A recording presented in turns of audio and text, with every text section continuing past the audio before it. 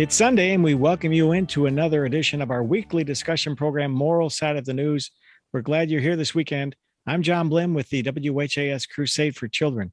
With me again this week, a distinguished panel, Dr. Jamesetta Ferguson, St. Peter's United Church of Christ, and Molo Village CDC, Rabbi Stan Miles, Louisville Melton School, Reverend David Harkleroad, South Point Church, New Albany, and Father Bill Hammer, St. Margaret Mary, and St. William Catholic Churches. We begin today's discussion with the unfolding events in Ukraine. Russia has launched its attack on Ukraine, and Russian President Vladimir Putin seems undeterred by threats of sanctions. World leaders are outraged by the Russian invasion, saying they are worried about massive casualties and whether the democratically elected government will be toppled. Panelists, let's get your reaction to the Russian invasion and opinions on how the U.S. should best respond. I think we're responding the only way we can. It's just to put it on a very basic level, it's bullying, but at an international scale, and we can't tolerate bullying. And it is the bipartisan issue. Mitch McConnell is saying that we need to ratchet up the sanctions against Putin and to end this. Unfortunately, the 45th president of the United States has said that this is a pretty smart thing for Putin to do, to invade the Ukraine. I respectfully disagree. I just think it's a case of a dictator bullying a smaller nation again, and we didn't put a stop to it in 1938, and this looks very similar to 1938 and Chamberlain's wish for peace in our time.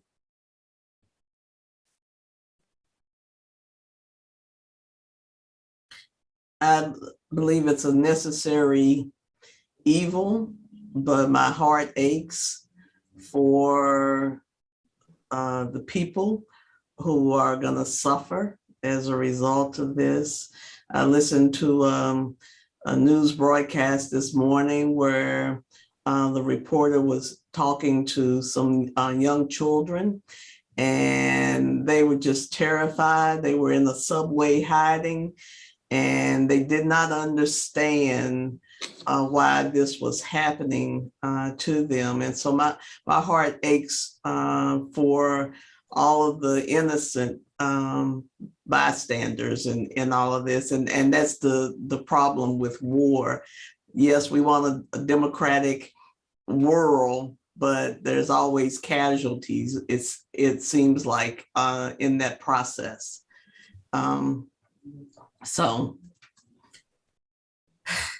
Yeah, I mean, as faith leaders as well, I think we all highly value the importance of peace and peaceful means to resolve difficulties, whether it's one-on-one, Right. even or in families, but certainly on a global level.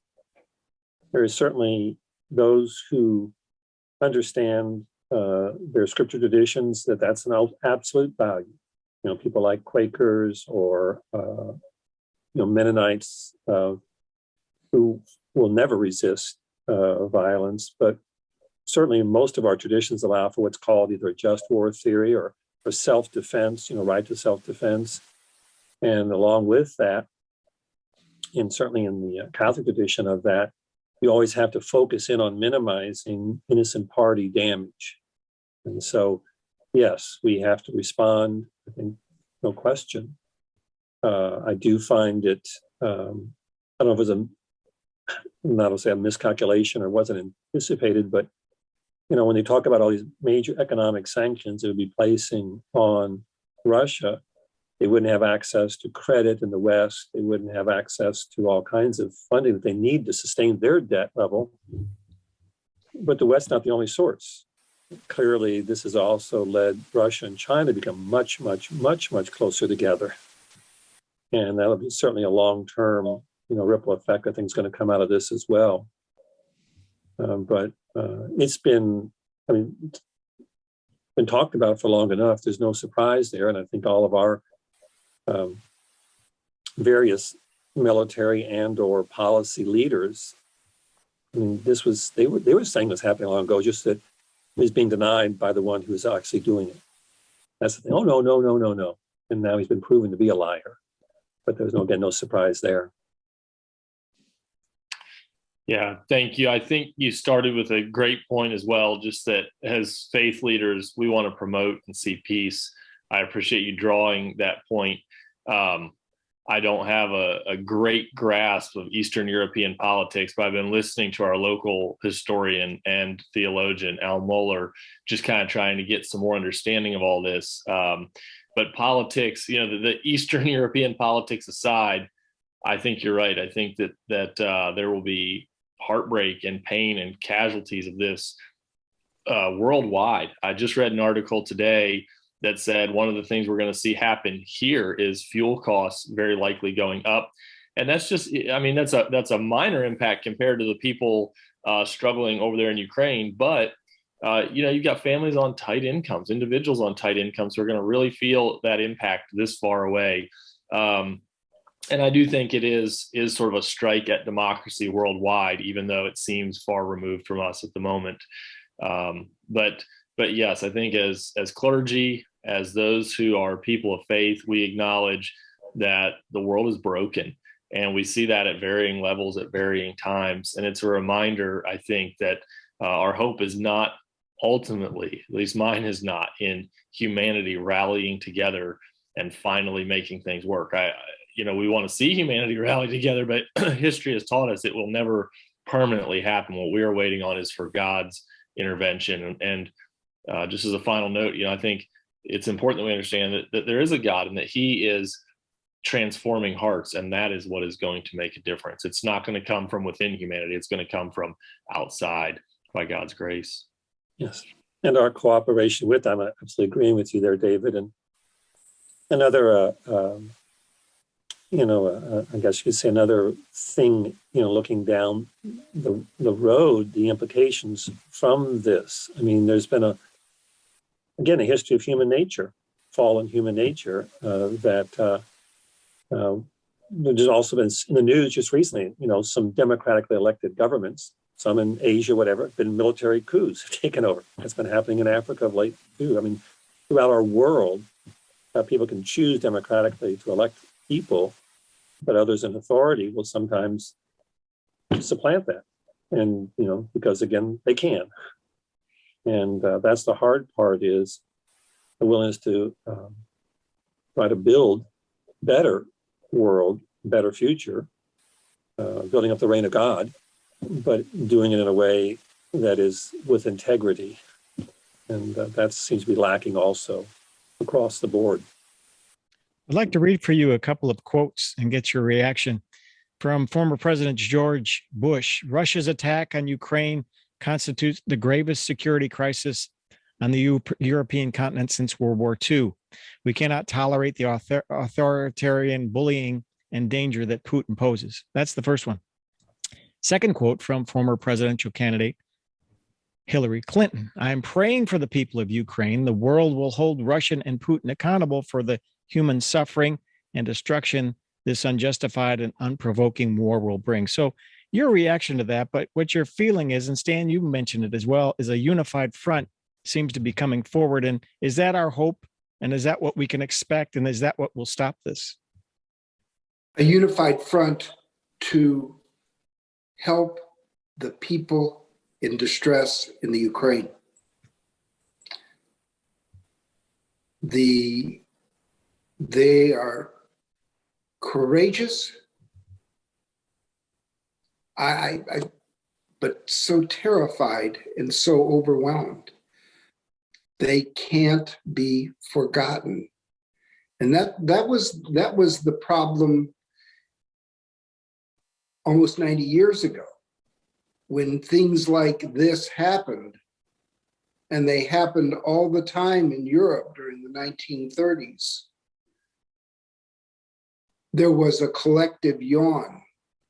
In this country, there was a move toward isolation. These were foreign wars. The Europeans don't matter to us. Europe has been fighting for hundreds of years. And we lived to see that that wasn't the case, that we are a remarkably small planet.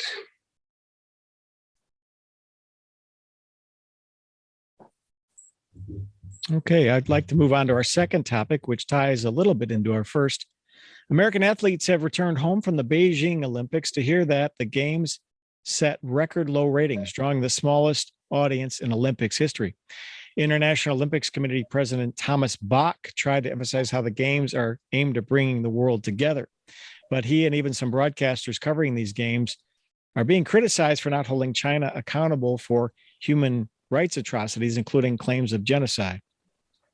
So under a cloud of politics, COVID-19, and doping by Russian athletes, turning to our panel, do you think the Olympics have lost their relevance in the world? I think that the world we live in is not as hospitable to the concept of the Olympics, which is at its base is a very high concept than we were before. But once again, go back through history. This isn't the first time this has happened. It happened 40 years ago when the Olympics were in the Soviet Union. It happened in 1936 when the Olympics were in Berlin. Just speaking rather personally, every time the Olympics have been on television, my wife is transfixed for the games. I mean, she watches. And this year, I said the opening ceremonies are going to be tonight. We're going to tune in. And she said, if you want to, you can do it. But my heart isn't in it because I can't abide the spectacle and the beauty when behind the scenes in the host country, there is so much human suffering brought on by that government. I think that's well said. You know, this conversation really dovetails well into our former conversation about Russia, because this just, as human beings, this is not our finest moment. I think history is going to judge us pretty harshly. I would just be honest and say that I think that includes America. But we just have some really bad actors on the scene right now. I think China has a lot of human rights violations going on. Russia has a lot of ill intent. I heard months ago about this concept that it's very likely that China will leverage this to seek more of an opportunity with Taiwan in conjunction with Russia and Ukraine. We saw that even maybe a little bit at the games in the opening. And so I just think, yes, we're seeing played out in the Olympics a microcosm of what's happening in our world, that things are not really healthy. And the Olympic Committee doesn't seem to be stepping up and doing what it takes to make a statement about that we do not agree with what Russia's doing. We do not agree with what China's doing. So inclusion is a very important part of the games, obviously. But if we're going to speak to the issues, then there has to be a time for exclusion or censoring or something along that line. So, yes, Dan, I really agree with your wife. I think that people have a part of this, at least, is a moral disagreement with the games right now. On the other hand, if you look at it from a not so much the global perspective, I think the importance of the Olympic Games has changed, particularly when it started out to have the best amateur athletes doing the games, and now it's become more of a professional entity. And so I think it's time to look at what its purpose is, and determine whether it's time to put this one to rest and to start something else. Because there are those countries where there are amateur athletes that are still competing, and they are competing, they're put in a unjust position competing against professional athletes.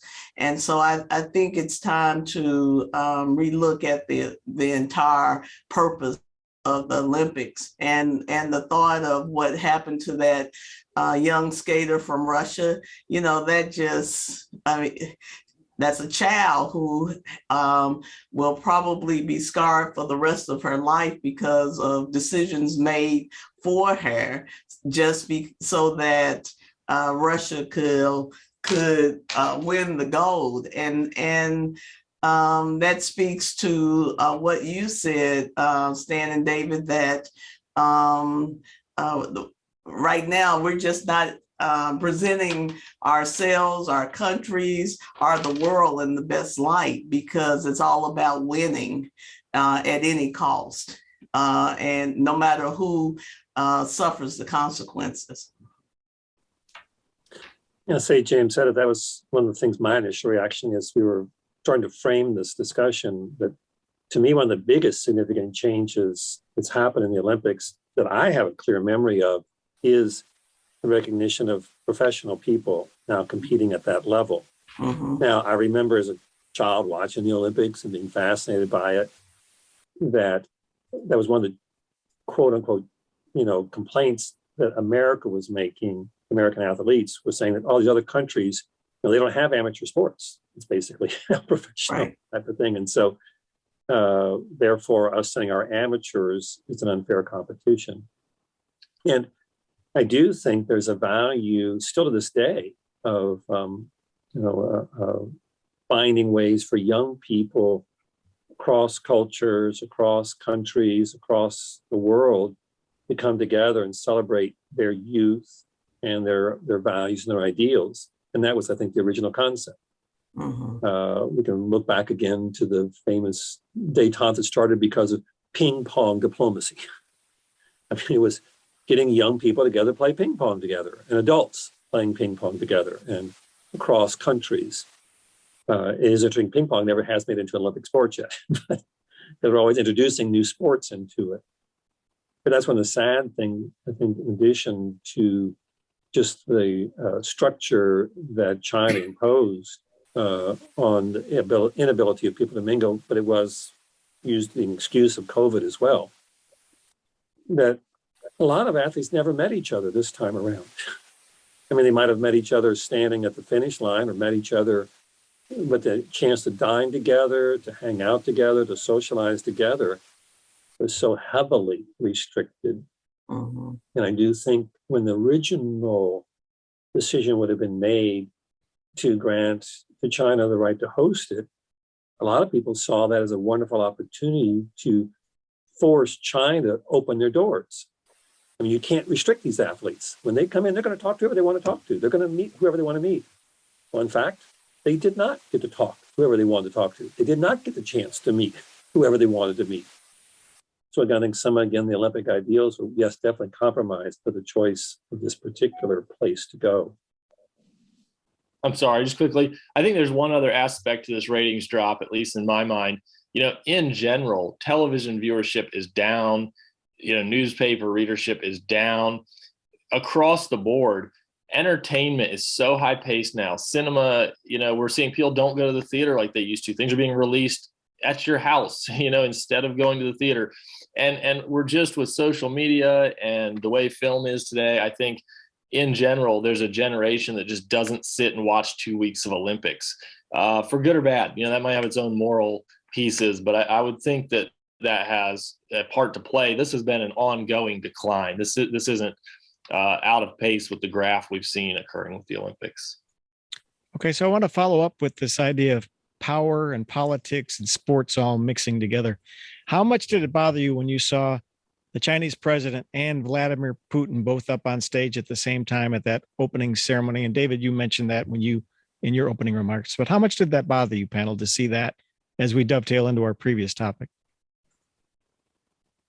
I didn't realize they were both there. I didn't watch it.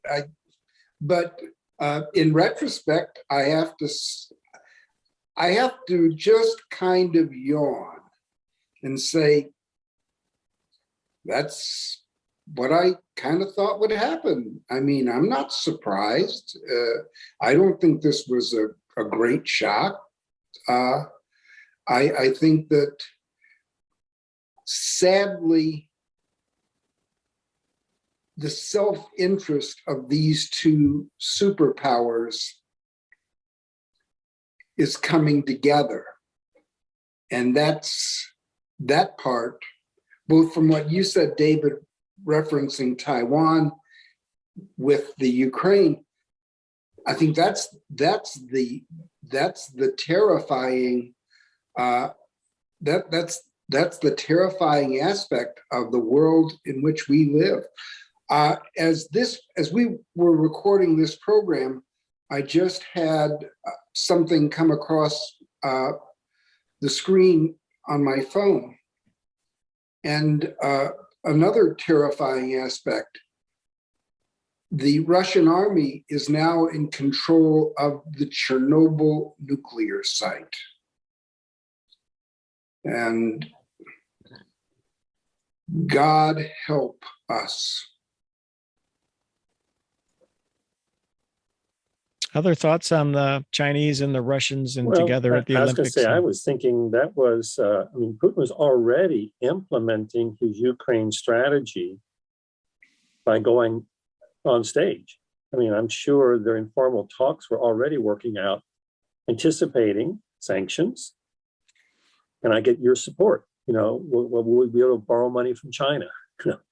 Will we be able to, will you support us in this? Well, how are you going to handle this? And I suspect, again, yes, there was also, what about if we go after Taiwan? What is, I'm sure there's already a lot of politics going on. That's what it was, a meeting about, and using the world stage.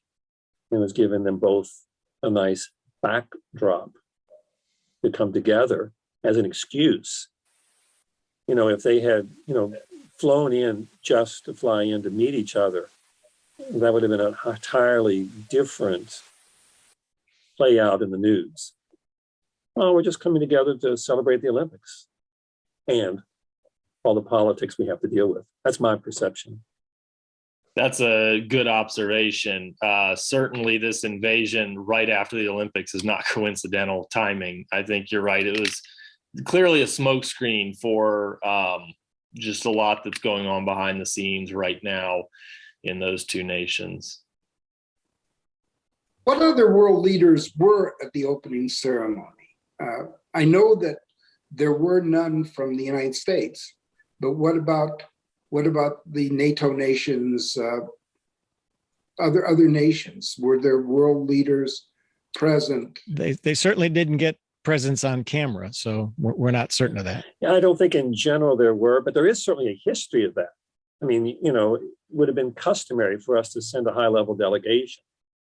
Whether the president of the United States would go or not would be a entirely different thing, unless it was hosted by us, I suspect. But say a vice president or secretary of state, I mean, there's a history of high-level presence governmentally at Olympics. I do know that part of my memory.